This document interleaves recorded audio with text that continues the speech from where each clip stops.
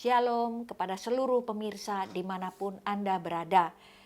Hari ini kita akan masuk dalam sebuah topik doa yang mengerang. Sebelumnya kita berdoa. Bapa di sorga, kami percaya tangan Tuhan tidak kurang panjang untuk menolong kami, dan telinga Tuhan terlalu tajam untuk mendengarkan setiap jeritan kami. Berbicaralah Tuhan agar ini menjadi langkah pedoman hidup kami. Dalam nama Yesus kami berdoa. Haleluya. Amin. Saudara, mungkin ada di antara kita pernah mendengarkan satu tangisan yang begitu menyayat hati, atau kita menyaksikan sebuah film atau drama yang membuat air mata kita keluar dan kita menangis terseduh-seduh. Nah, hari ini saya akan bahas satu topik doa yang mengerang. Keluaran 2 ayat 24, demikianlah firman Tuhan katakan, Allah mendengar mereka mengerang.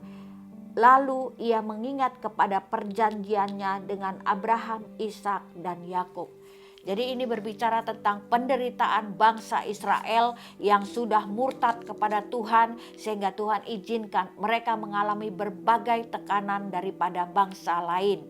Nah, saudara yang kekasih di dalam Tuhan, ya, mereka mengeluh, mereka merintih, mereka berteriak, mereka kesakitan seperti perempuan yang sedang melahirkan, ya, sehingga mereka merasa lelah. Mereka berdoa keluar dari dalam hati yang sebenarnya ingin mengatakan, Tuhan, aku sudah tidak sanggup lagi menerima semuanya.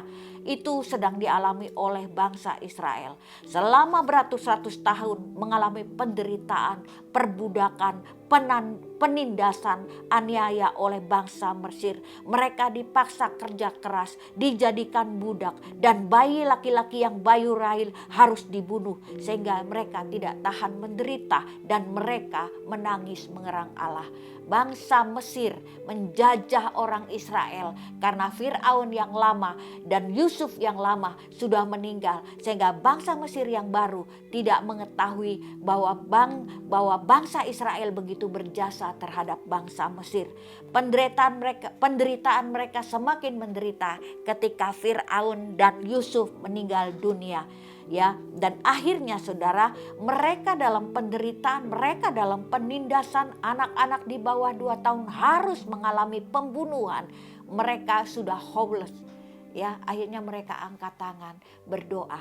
Ketika kita angkat tangan, maka Tuhan akan menurunkan tangannya.